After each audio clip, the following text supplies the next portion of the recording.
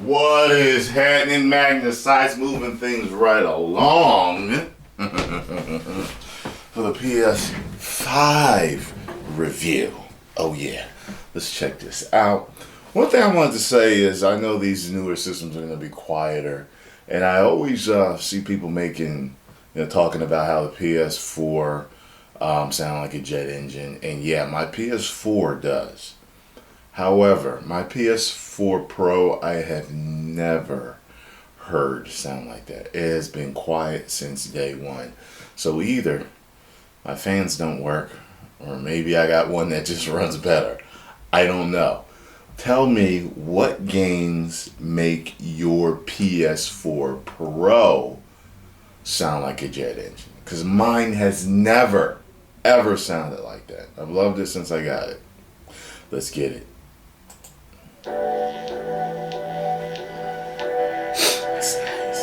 After a generation of figuratively towering above its rivals with the monstrously successful PlayStation 4, one thing is certain. Sony's new generation contender will also loom large over its peers. Literally, this thing is massive. However, what the PlayStation 5 lacks in subtlety, it more than makes up for in potential, thanks in part to its amazingly fast SSD, but mostly to its truly remarkable new controller, the DualSense. While a good deal of what folks are going to be able to squeeze out of 2020's salvo of shiny new hardware may be bottlenecked to some degree by the screen that they own, the PS5's unique DualSense democratizes a next-gen gaming experience for all, delivering an amazing new level of haptic feedback that really needs to be felt to be believed.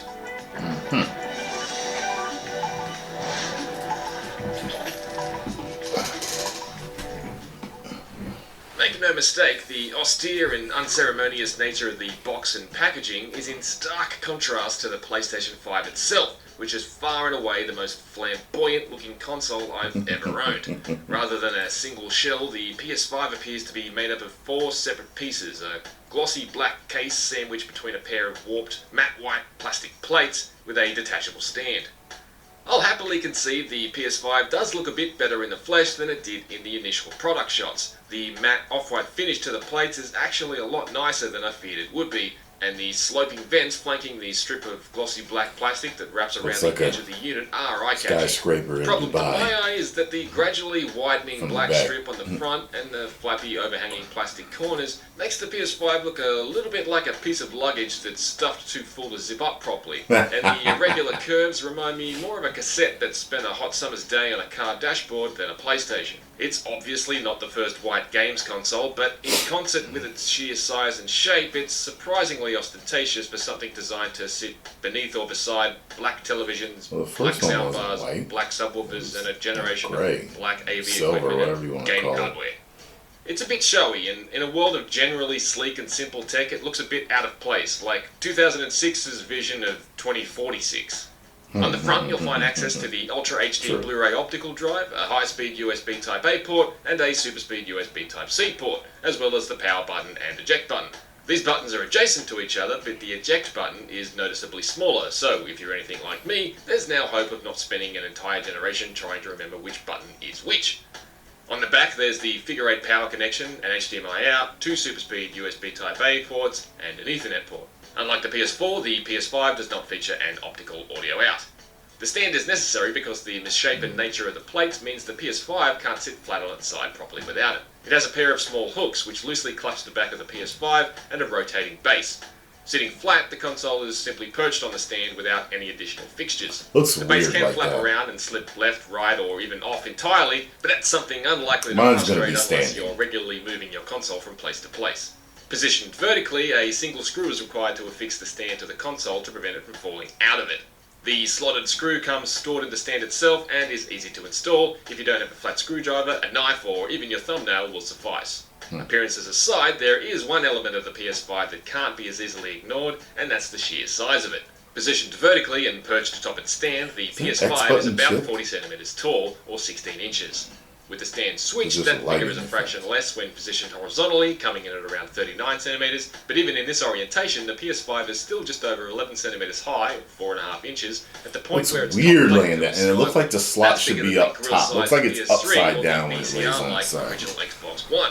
It's even bigger than 2 original PS4s stacked on top of each other. There are only 2 bigger white appliances in my house. One washes my clothes and the other keeps my butter cold. The PS5 fits in my furniture, albeit with the subtlety of a Humvee squeezing through a drive-thru, but may not fit in everyone's setup. It's quaint that this year's biggest console comes from the land of capsule hotels and K-cars, and it's the American console that's more compact by comparison.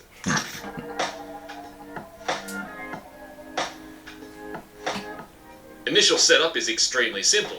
For PS4 users, the slim PS5 manual describes the ability to connect your PS4 console and PS5 to the same network to transfer saved data, downloaded content, and user information, though it doesn't outline the process. For me, the much quicker alternative was plugging in the USB hard drive I've been using as extended storage for my PS4 for several years. It's a cinch, and the PS5 can access your existing digital PS4 games from it instantly. For long-time PlayStation users, the PS5 makes it very easy to browse your whole digital library and sort between PS5 and PS4 games.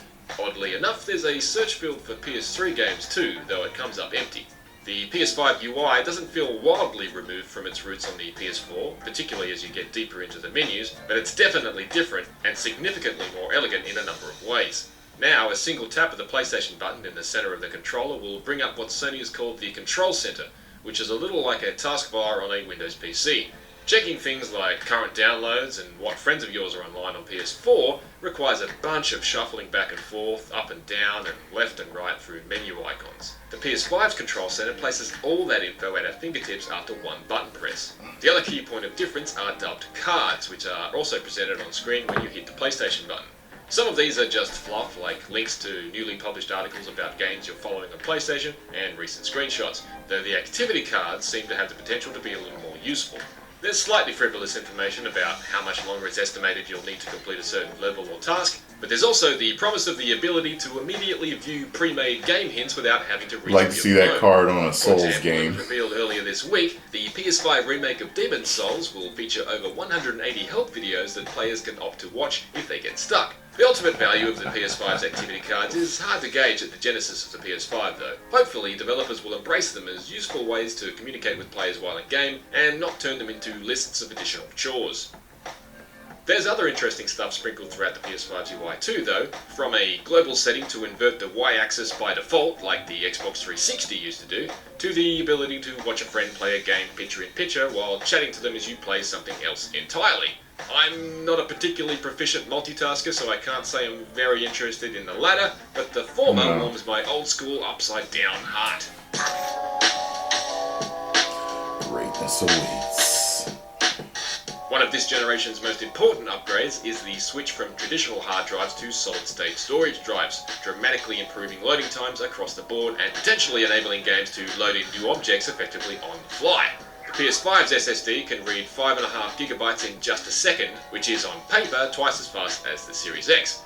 In practical terms, it means I could go from powering up from a complete shutdown to perched on top of whatever Manhattan building I last left Miles Morales on in a mere 45 seconds. That still leaves time to tap your toe, but once I was in-game, the time it takes to go from selecting a save to load to actually swinging through Spider-Man Miles Morales' open world is basically a blink. After generations of watching progress bars inching across the screen, it's pretty stunning stuff. I thought that was going to be the game-changing feature of the PS5, but to my surprise, it's really the DualSense controller that boasts the biggest potential. It may feel fairly similar to the DualShock 4 at first touch, but it didn't take me long to realise it's really an incredibly impressive new beast entirely. Largely the same shade of white as the console itself, the DualSense is just a fraction larger than the DualShock 4 and has a more premium look, particularly in the translucent buttons which have an almost glass-like appearance. The options and create buttons are also more raised than they are on the DualShock 4, so they're far easier to find without blindly rubbing your thumb beside the touch pad, so you find it all glancing down. The DualSense also has a built-in mic, making headsets unnecessary, but it still has a 3.5mm jack for those who prefer to use them. The charging port is USB-C. However, it's what's on the inside that makes all the difference, and the range of haptic feedback the DualSense can provide is quite astonishing. Nuanced rumble travels from palm to palm and with a wide spectrum of effects, from almost imperceptible pulsations to massive vibrations. The triggers not only buzz with force feedback like the Xbox One controller, but also fight back and introduce a brand new layer of immersion.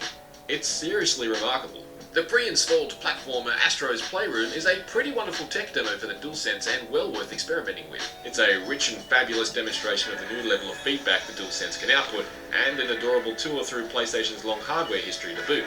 For a hardware generation jump that's currently muddied with a lot of cross-gen content and an overall feeling of something more incremental than the often seismic shifts we've experienced previously, the DualSense has emerged to me as a bit of a revelation. I've had to plug it in to charge every second day since getting the PS5, but it's worth it.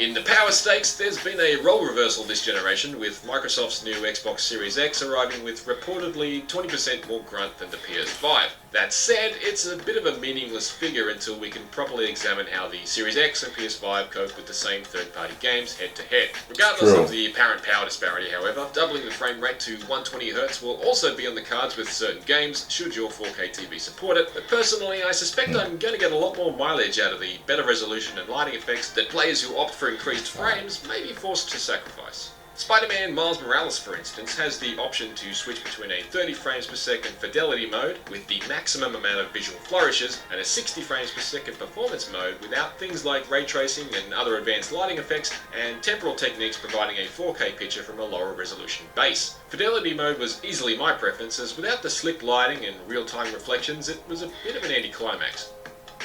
Despite all that horsepower under the hood, the PS5 is impressively silent, and IGN's testing has pegged it at a virtually inaudible 44 decibels at 58 degrees Celsius in the midst of Spider-Man Miles Morales. It's a refreshing change from my current PS4 Pro. Booting up Marvel's Spider-Man on that makes it sound like it's ready to be catapulted off an aircraft carrier. Unfortunately, one of the PS5's key strengths, its lightning-quick SSD, is also one of its weaknesses. It may say 825 gigabytes on the box, but that translates to just 667 gigabytes of usable space, which is significantly smaller than the Xbox Series X's 802 gigabytes of usable space. There's room for maybe a dozen games, and even fewer if they're anything like current generation behemoths like The Last of Us Part 2 or GTA 5. Did he say maybe a dozen games? You can carry on using any external hard drive you may have already been using. Even if you said half a dozen, that's enough space for me. But PS5 games can only be played when installed on the SSD. And while you can open up the top lid of the console to install an additional SSD for more internal space, there are currently no Sony-approved drives on the market. PS5 games can be stored on an external HDD, but need to be copied back to the SSD to play, though the near-instantaneous loading times for PS5 games may make this palatable. However, it's worth noting that losing time later to the task of moving stuff around when my SSD invariably fills up may feel a bit like robbing Peter to pay Paul. The verdict. With a launch lineup dominated by games that are also available on PS4, and on the back of a generation already punctuated with incrementally more powerful hardware revisions like the PS4 Pro, the PS5 doesn't quite land as a knockout punch yet, but it's definitely got the power and speed to be a real contender, although the jury's out on the stamina of that tiny 667GB SSD. However, while the PS5's well-considered UI and blisteringly quick loading times for PS5 games make it a pleasure to use, that blue, its DualSense controller has proven to be the surprise haymaker I never saw coming. It truly leaves other controllers feeling primitive in comparison. Primitive. Give them both an 8. Come on now. For more on the PlayStation 5, check out our in-depth review of the DualSense controller and our full unboxing video. For everything else on the new generation of gaming, stick with IGN. How you gonna give them both an 8? Stop. Stop. Nah, one's got games and one doesn't. So I think that should at least edged it out by a point. Like it should have got a 9, and that should have got Xbox Series X should have got an 8. However, yeah, I will be picking mine up next week. I cannot wait for to play games with low load times. I can't wait. It's gonna be just marvelous, marvelous. Make sure you stay tuned because Ratchet and Clank gameplay is coming up today. That Ron going to play Hate the Game bars. Make sure you subscribe to IGN, and I will see y'all a little later. 10 million subscribers! Woo!